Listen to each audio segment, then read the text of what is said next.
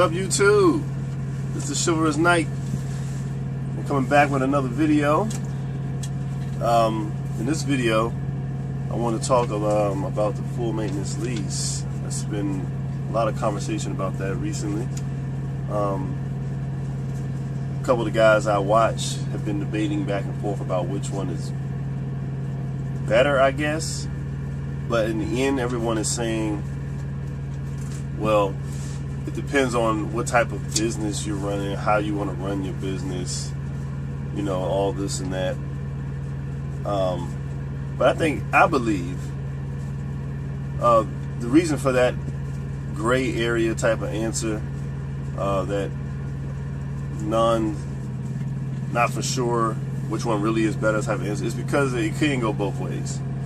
For the newer people, a full maintenance lease is, once you get to your leasing stage, you'll be looking into some leasing options on what type of how you want to go about paying for your truck. You know, most people lease on with a carrier because they don't have good credit and they don't have the money for the down payment. The carriers will lease you a truck for, in most cases, zero down, and they don't look at your credit at all. Even if they run it, they don't look at it as far as determining whether they lease you the truck based on a credit score. I think they're looking for other things, like probably financial fraud or something like that, or broken leases and other situations in your life. But anyways, like I got this truck, zero down and no credit check. So the full maintenance lease is something that is typically something that the carriers use, you know, or people with fleets who want to have their vehicles maintained for them so they don't have to keep up with all the issues with all the trucks and how costly that would be to, you know, making money, all the downtime, finding a shop, paying the costs as you go. I guess the full maintenance lease is sort of designed for people who want to kind of have a place they can quickly choose and have the vehicle towed to that location and have the problem handled. It's already agreed upon with, you know, what the cost is because you're already paying it monthly. And it's all, I think it basically simplifies the business when you do it that way. So whatever isn't covered by the warranty, it will be covered by the full maintenance lease. And from what I'm gathering, if you say lease the truck from Freightliner, even though I think that's a bad example because I don't think they don't do individual full maintenance leases for solo drivers, but let's just say for an example they did, or I could just use Kenworth. When you do a full maintenance lease with Kenworth, more likely all of their approved locations would probably be Kenworth Packard or whatever all over the country, and therefore that's where your truck would get towed when you have issues. And then at that point, because they are the actual people certified to do warranty work on your truck, they can also handle the warranty work, which wouldn't cost you anything anyways. And if it is something outside of warranty, then it's already covered in your maintenance fee, which is collected per mileage that you put on the vehicle.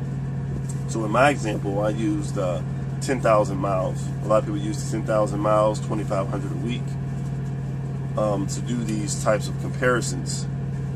And so the way that the full maintenance lease would be better is for one reason. If you have a major breakdown in the comparison to a used truck, because that's what the comparison is, full maintenance lease compared to a used truck that is paid for, the guys are saying, well, I could make more money in my full maintenance lease than you can with a used truck that's already paid for, because the argument is the used truck will break down and cost you thousands and thousands of dollars every year, and you'll end up, spending more money on repairs that will be equivalent to making a truck payment in the long run. So with the full maintenance lease, driving 10,000 miles with the 6 cent or a mile maintenance agreement, you're looking at, I think it was like somewhere around 34,000 a year, which is very comparable to what I pay on my truck right now. But of course, I'm paying that just for the truck. So full maintenance lease is cheaper than my carrier truck that I've leased, because I'm paying that much just in truck payments with the maintenance package, which is around $2,800 a month. So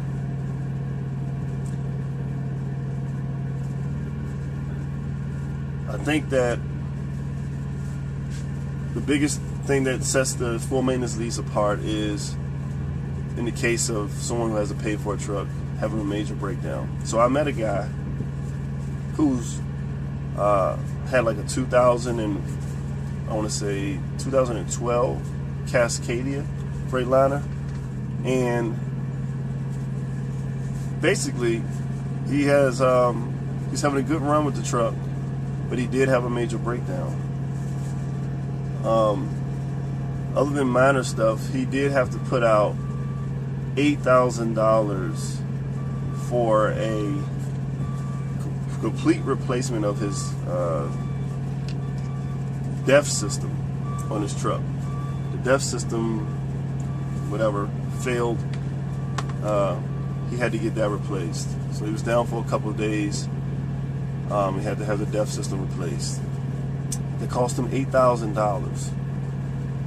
And so in the example where you compare that year to someone with a full maintenance lease, let's say that year he only replaced some steer tires for $1,000, and he had to replace that $8,000 DEF system. He was down for 3 or 4 days, maybe that year for that purpose. In comparison, with no truck payment, the truck payments add up to about $34,000. And let's just say he spent $9,000 to $10,000 in maintenance and basic maintenance, preventive maintenance, and had that $8,000 breakdown and bought some steer tires. He's somewhere around $10,000, $11,000, $12,000. That is still way less than making $34,000 in payments to your full maintenance lease. So really the biggest thing you're buying with the full maintenance lease is peace of mind and simplicity in what to do when your truck breaks down. There's no thought behind it. They pay for the towing. I believe they pay for the tires. And that's pretty much it. I don't think you come out of pocket for pretty much anything, I don't think. Maybe the oil changes, I'm not sure. But otherwise, you don't come out of pocket at all. And I think that's the peace of mind that was what you're purchasing. And of course, in the case if you have a dud of a truck that is brand new, which is what your full maintenance lease truck would be, and it has major breakdowns throughout the course of your first your 4 or 5 years of owning it, while it's totally covered by the full maintenance lease and warranty. If you have a dud of a truck that somehow experiences something that's not covered by warranty throughout that period of time, you're still covered. I don't know what that would be, but there's probably some good examples out there of something that was outside of warranty that cost the arm and the leg and was not covered. Whatever that may be, the full maintenance lease would cover that, because if the warranty didn't do it, then your maintenance agreement would. So for that, I guess, it's probably somewhat rare case of that happening, but once again, that's the peace of mind that if it does, you have your full maintenance lease to cover it. Otherwise, the full maintenance lease is expensive. I mean, you're looking at $34,000 a year. And now the other edge I hear some people talking about is the tax benefits of leasing your truck and continuing to buy a leased truck. You'll always be able to deduct your truck payments on your taxes. So that $34,000, you can write that off on your taxes every year. For a paid off truck, you don't have the truck payments to deduct. You have all the rest of the deductions, all the insurance, the $30,000 or $40,000 worth of fuel, and all that stuff is still being deducted. The price of your plates is, wherever, depending on where you are, $1,500, $1,800, $2,000 a year for your plates, and all your other stuff. If the fuel charges that you paid out, all of that stuff, your scale tickets, and you got so many deductions. It's hard to even come up with all of them right now, but there's a lot of things you can deduct for your business as an owner-operator. And I did some math, and basically, if I grossed like $100,000 or $120,000, your taxes is basically like 25%. And so if my taxes are somewhere between $25,000 and $30,000, that's what my tax liability is at the end of the year. But I'm writing off $30,000 to $40,000 in fuel. I'm still writing off, whatever, $4,000 or $5,000 in insurance. I'm still writing off, and let's not forget that humongous write-off of your per diem. Your per diem is sometimes like $45 to $50 a day.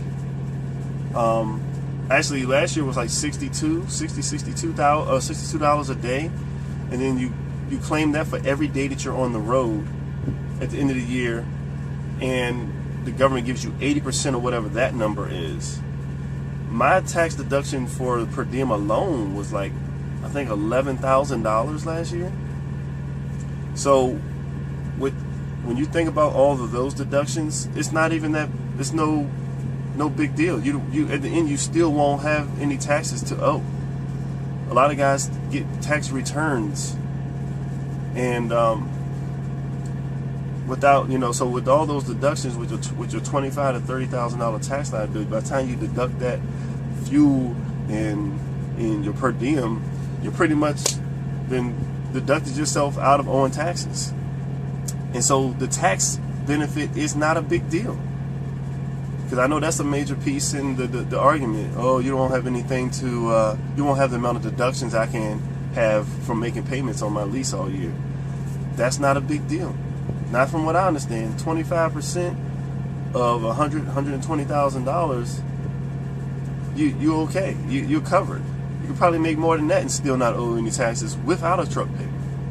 So at the end of the day, how many major breakdowns are you going to have a year? $8,000, $10 worth, $10,000 worth, even 15. Let's say you had $10,000 worth of damages, repairs to make every year that you own that truck.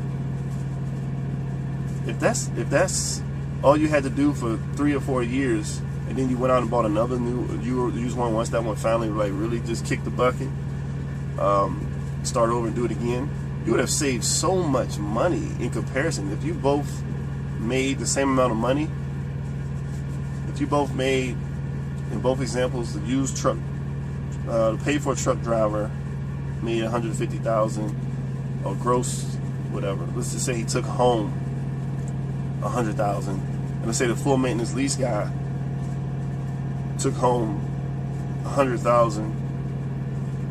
Well, no, that would be an unfair comparison, because that would imply that he took home just as much. The full maintenance lease guy, let's say he took home $100,000. Let's say the guy with the pay for a truck took home $130,000. And with that said, look at how much money the guy with $130,000 can be putting away because he doesn't have truck payments. If he's smart, for all the money he could be paying in truck payments, he maybe put back a quarter of that or a third of that every month.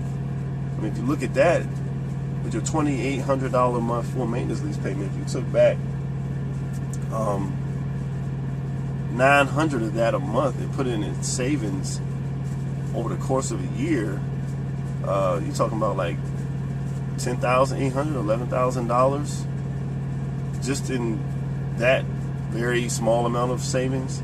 And you save that over 3 years, I mean, you can buy another truck every 3 years and start back over. You know, go back to the dealership and get you another used truck if that one burns out every 3 years for $20-something thousand. I've seen them all day long on the truck papers. And some of those, and if you're smart, I've seen some good deals in there where the dealership will let you purchase this truck from them, and they give you, I seen one that had a 50/50 labor maintenance warranty on it for 3 years, which means that whatever cost you incurred, they'll pay 50% of it. So look at that. So let's say you had a $10,000 breakdown every year, you only had to pay $5,000 for those first 3 years. You got that. I seen one that had 100% coverage of any DEF system issues, because everybody know that's a scare. That's a reason why they don't want to buy the newer trucks once they get past 500, 600,000 miles.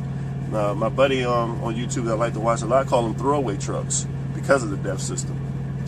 Well, these companies looking at it like that too. Well, they say we're going to cover your DEF system for the 3 or 4 years while you're in the truck. So anything that goes wrong with that DEF system, which is probably going to be your number one likely issue in your newer model trucks, they're covering it 100%. There's some peace of mind in that. So you may not even have a major breakdown that you even have to pay for in the first 2 or 3 years after that truck has already got 400, 500,000 miles on it. That you have it, and you carry it up to 700,000 or 800,000 in 3 years. And the DEF system may be the only thing that that majorly breaks down. Look at that. So I think at the end of the day, if you use your if you use your intelligence when you pick these used trucks, if you find somebody that's going to do something like a 50/50 labor maintenance warranty on the truck that you don't have to pay extra for, find somebody that's going to cover the DEF system 100% for 2 or 3 years. If you there's perks that these dealerships are offering that makes the used truck more of a safe buy. So therefore, the easy comparison that you'll save more money with the paid for truck, with the math, it makes it a no-brainer almost. If you got it like that and you got a good money-making operation and you want a brand new truck, full maintenance leases be the way to go. You got a brand new truck with all the best options and features if you like, and everything's covered in your $2,800 a month payment, and you just ride, and every 4 years you get another one. That may be how you prefer to do business. You rather enjoy that new truck and all that type of thing. So there's nothing wrong with that. But I think at the end of the day, the used truck is, to me, a winner probably 95% of the time. You always going to have your cases where somebody's engine blew after they owned their used truck for 3 months and they didn't have $20,000 or $15,000 put back to replace the engine, and bad scenario for that particular person. They're going to be in that other 5 or 6% that had the disastrous situation that the full maintenance lease guys looking at you like, ha ha ha, should have got that full maintenance lease. So that's going to be an example out there of that. Or it's going to be some type of engine work. Well, I guess in either case, there can be some type of mechanical breakdown that keeps you out for about 4 or 5 days. You could lose a lot of time, even more than that, with some issues related to trucks. But that could be new truck or old truck. That won't make a difference. So, anyways, this is the Silver's Night, and I'm telling you, based on my understanding and based on my math, get you a used truck, but be smart about it. As one of my favorite wild YouTubers said, if you get a used truck, try to get one with a little bit of a warranty left on it, or something that protects you without extra cost to your pocket. But be smart about the used truck you buy, and you could easily beat that full maintenance lease. financially. So to me, the used truck is the winner, probably 95% of the time. So that's the Silver's Night opinion on that, and I'll talk to y'all next time.